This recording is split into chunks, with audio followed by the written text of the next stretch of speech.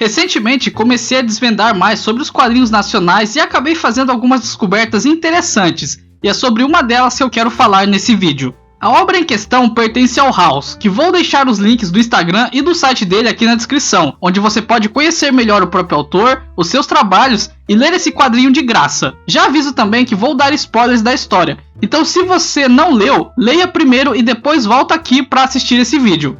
O quadrinho se chama Para a Terra com Amor, que se passa em algum momento no futuro, mas ainda no século 21. Aqui, a humanidade conseguiu colonizar Marte e ambos os planetas mantêm contato através de correspondências. Para facilitar, foi criada a Empresa Interplanetária de Correios, que se responsabiliza pelas entregas nos dois planetas.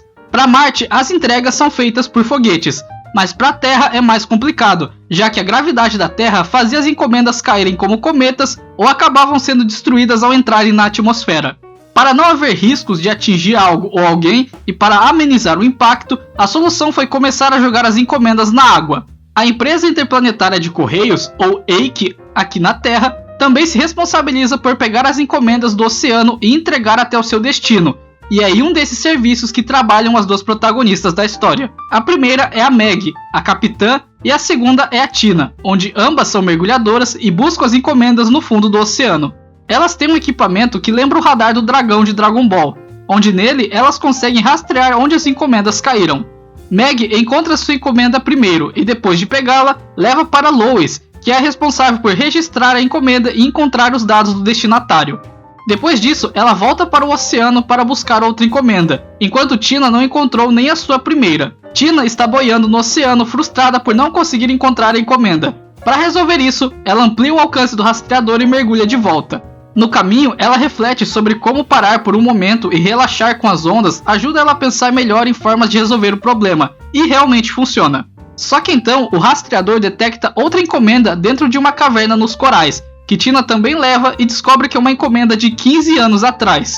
Ela leva para Lois descobrir se há algum registro dessa correspondência, e ela encontra um envio que não foi recebido além dos vários avisos do destinatário. Devido ao fato de não ter encontrado a encomenda na época, o caso foi esquecido, mas Tina se propõe a ir junto de Meg encontrar o destinatário e entregar a encomenda, mesmo depois de 15 anos. Apesar de no início Meg e Lois não aprovarem a entrega devido aos riscos, Tina chantageia Lois ao ameaçar dar spoilers de uma série que ambas assistem, o que acaba convencendo Lois a liberar a entrega. Depois disso, há um momento focado na interação e desenvolvimento entre as duas personagens, onde ambas estão no carro indo encontrar o destinatário da correspondência de 15 anos atrás. É um momento bem interessante, onde o autor soube representar bem a personalidade de cada personagem e a relação entre as duas sem precisar de muita coisa. Ele consegue mostrar isso com poucas falas e também no próprio comportamento das personagens, o que mostra o nível da qualidade da obra. Esse é um ponto também que dá uma maturidade a mais para a história, já que instiga o público a perceber os seus elementos sem ficar dando todas as informações de bandeja. Voltando para a história, elas então chegam ao endereço onde descobrem que o remetente ainda mora lá mesmo depois de 15 anos. Quem aparece é uma senhora que convida Meg e Tina para entrarem e esperarem a chuva passar. Lá dentro, elas separam que a senhora tem vários instrumentos musicais e que a encomenda também era um instrumento, mas não comum, e sim um próprio de Marte que foi enviado por um amigo. Ela então toca o instrumento, o que faz Tina mergulhar em seus pensamentos, onde ela se vê na Terra e Meg em Marte. Ao tentar pular e alcançar Meg, ela acaba voltando para a Terra e caindo no oceano, e então a música acaba. Depois disso, ela fica meio melancólica e então descobrimos o porquê disso e o significado do pensamento que ela teve. Após saírem da casa da senhora, elas vão tomar um café, onde descobrimos que Meg vai se mudar para Marte. Elas então conversam um pouco e em determinado momento elas focam na temperatura da água quando elas mergulham. Esse é um tema que está presente desde o começo, quando Tina está frustrada e afirma que a água está fria, e aqui novamente é dito que a água está fria, mas por ambas as personagens. Com isso, podemos concluir que a temperatura da água é uma metáfora para os sentimentos de Tina e Meg. Com isso, percebemos que Tina achou a água gelada por saber que Meg iria se mudar, deixando ela sozinha no trabalho, o que a faz pensar que não vai dar conta.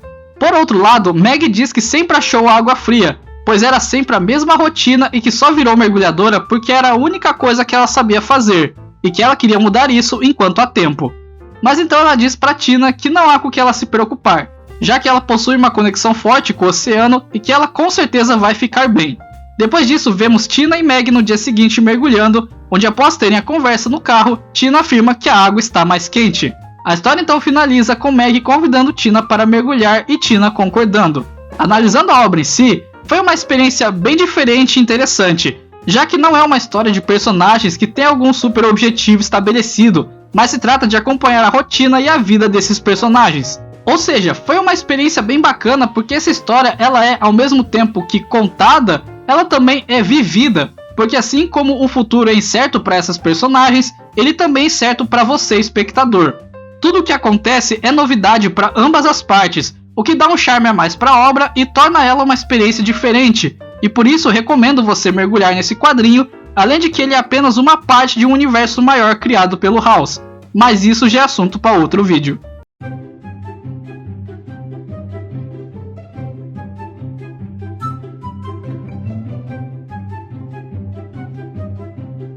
E vou resumir com duas palavras: parabéns!